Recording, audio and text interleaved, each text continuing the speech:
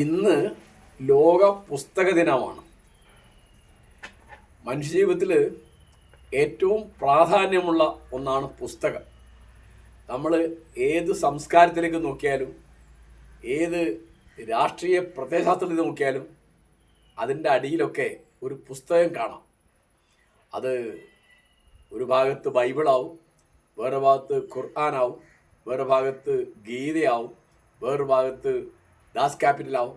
അങ്ങനെ പിന്നെ ശാസ്ത്രത്തിൻ്റെ വളർച്ചയിൽ, ചരിത്രത്തിൻ്റെ വളർച്ചയിൽ, ടെക്നോളജിയുടെ വളർച്ചയിൽ ഒക്കെ പങ്കുവഹിക്കുന്ന പുസ്തകങ്ങളാണ്. കാരണം പുസ്തകത്തിലാണ് ഇതൊക്കെ രേഖപ്പെടുത്തി വച്ചിട്ടുള്ളത്. അടുത്ത തലമുറയ്ക്ക് കൈമാറാൻ, അന്യ നാട്ടുകാർക്ക് എത്തിക്കാൻ ഒക്കെ പുസ്തകം വേണം. ഇപ്പോൾ പൊതുവേ നമ്മളിപ്പോൾ പുസ്തകം വായിക്കുന്നത് എന്തിനാ? വിവരങ്ങളൊക്കെ അല്ലാതെ തന്നെ കിട്ടൂലേ എന്നൊരു ചോദ്യമുണ്ട്. അല്ലാതെ കിട്ടും. ടി വി കാണാൻ ഒരു ബുദ്ധിമുട്ടുമില്ലല്ലോ, അല്ലെങ്കിൽ ഫേസ്ബുക്ക് നോക്കാൻ, അല്ലെങ്കിൽ വാട്സപ്പ് നോക്കാൻ വിവരങ്ങൾ അങ്ങനെ കിട്ടും. ഈ വിവരങ്ങൾ കിട്ടാൻ മാത്രമല്ല വായന. പിന്നെ എന്തിനാ വായിക്കുന്നത്? വായിക്കുന്നത് നമ്മുടെ ചിന്ത വളർത്താനാണ്. ഞാൻ ഓർക്കുന്ന ഒരു വാക്യം, ഐ.എ. റിച്ചർഡ്സ് എന്ന പേരായിട്ടൊരു ഇംഗ്ലീഷ് നിരൂപകനുണ്ട്. അദ്ദേഹത്തിൻ്റെ പ്രസിദ്ധമായ പുസ്തകമാണ് the principles of literary criticism. അതിൽ ആദ്യത്തെ വാക്യം, a book is a machine to think with. നിങ്ങളെ ചിന്തിക്കാൻ പ്രേരിപ്പിക്കുന്ന, ഉപകരിക്കുന്ന ഒരു യന്ത്രമാണ് പുസ്തകം എന്ന് പറഞ്ഞിട്ട്.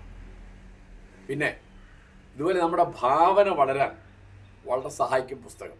ഇപ്പോൾ പഞ്ചാന്തരം കഥകളോ, അറബിക് കഥകളോ, രാമായണമോ, അങ്ങനെ അല്ലെ മഹാഭാരതം, അല്ലെ ഇലിയഡ്, അല്ലെ ഒഡീസി, ഏത് പുസ്തകം വായിക്കുമ്പോഴും, അല്ലെ ഈസോപ്പ് കഥകൾ, ആലീസ് ഇൻ വണ്ടർലാൻഡ് ഒക്കെ വായിക്കുമ്പോൾ നമ്മുടെ ഭാവന വികസിക്കും. വിവരം കിട്ടിയോണ്ട് മാത്രം നമുക്ക് ചിന്തയും ഭാവനയും ഉണ്ടാവില്ല. ചിന്തയും ഭാവനയും വികസിക്കണമെങ്കിൽ പുസ്തകം വേണം. അതുകൊണ്ട് പുസ്തകം എപ്പോഴും ഒരു കൂട്ടുകാരനായിട്ട് കണക്കാക്കി കൂടെ കൊണ്ടു നടക്കണം എന്നാണ് എല്ലാവരോടുള്ള എൻ്റെ അപേക്ഷ. പ്രത്യേകിച്ച് ജോലിയിൽ നിന്ന് പിരിഞ്ഞ് വാർദ്ധക്യത്തിൻ്റെ ചില്ലറ അവശതകളൊക്കെ ആയിട്ടിരിക്കുന്ന സുഹൃത്തുക്കളോട് പറയാനുള്ളത്, ഏറ്റവും നല്ല കൂട്ട് പുസ്തകമാണ്. നിങ്ങളെ വഞ്ചിക്കാത്ത, നിങ്ങളോട് അസൂയ കാണിക്കാത്ത, നിങ്ങൾക്കെതിരായിട്ട് പരദൂഷണം പറയാത്ത, നിങ്ങൾക്കെതിരായിട്ട് ഏഷണി കൂട്ടാത്ത, നിങ്ങൾക്കൊരു ഉപദ്രവം ഉണ്ടാക്കാത്ത, ഉപകാരം മാത്രം ചെയ്യുന്ന ഏറ്റവും അടുത്ത സുഹൃത്ത് എന്ന് പറയുന്നത് പുസ്തകമാണ്.